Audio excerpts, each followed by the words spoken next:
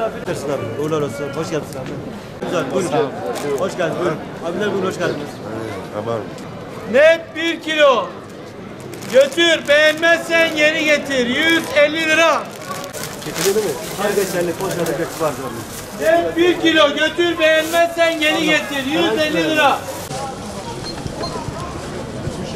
Fiyatı bu ablam 3 kilo 650 lira. Çok affederim.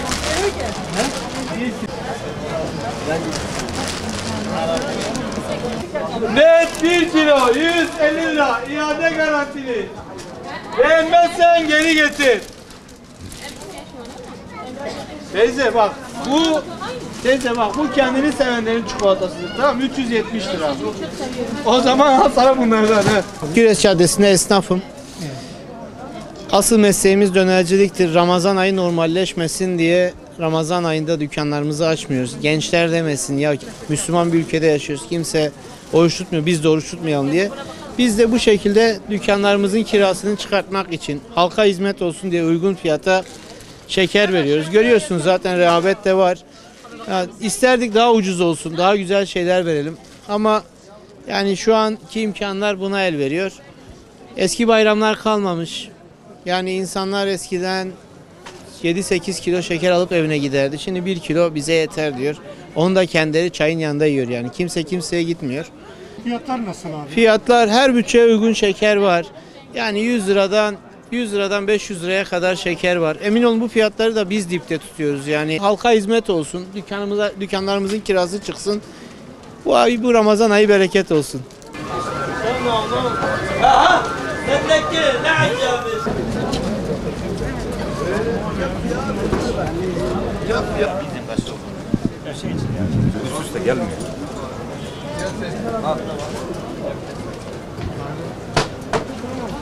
İşletme sahibiyim. Bayram hareketliliği genellikle son bir hafta başlıyor. Son haftaya girdik. Hareketliliğimiz başladı. İşlerimiz iyi çok şükür. Memnunuz halimizden. Şükür yani verene şükürler olsun. Bayramlık malzemeleri şekerliklerdir, tabak, çanak, çömlektir. Genelde sattığımız bardak çeşitleridir. Kolonyalardır. Bayramlık yani sattığımız bu ürünlerdir. Temizlik malzemelerinde de hareketlilik var yani. Temizlik malzemeleri iyi gidiyor şu anda. İşletme olarak herkesin bayramı mübarek olsun diyoruz. Bir rengi mi? Bir renk gitsin.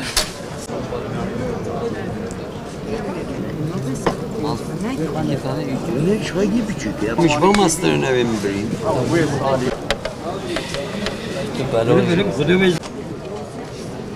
Aynısı.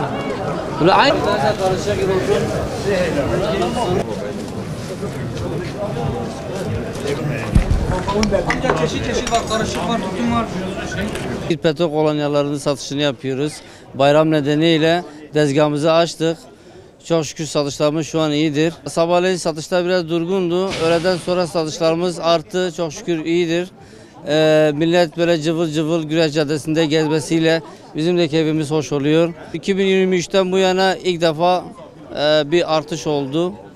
Bir 50 liralık artış yaptık. O da mecbur artışlardan dolayı. Her bütçeye uygun kolonyalarımız mevcuttur.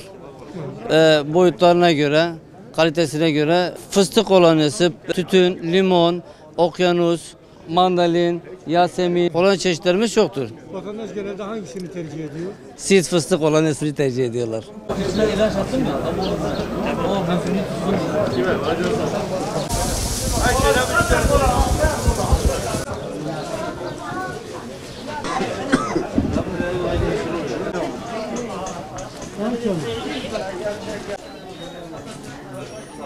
Kıpırdama yavaş yavaş oluyor.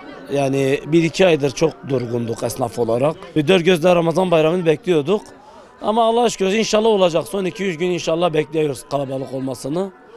Rabbimizden temennimiz odur. Allah'ın izniyle Ramazan'ın bereketi de bambaşkadır yani elhamdülillah. Her bütçeye göre yani Allah'a şükür ayakkabılarımız var. Hem uygun var hem biraz daha normal var.